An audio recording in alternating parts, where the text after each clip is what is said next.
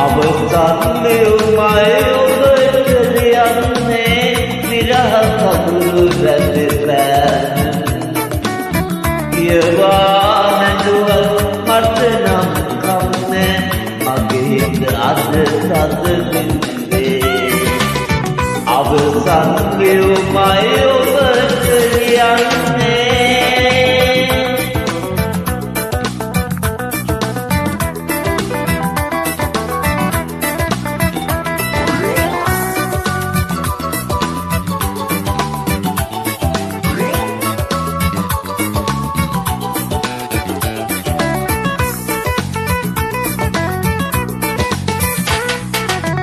එයා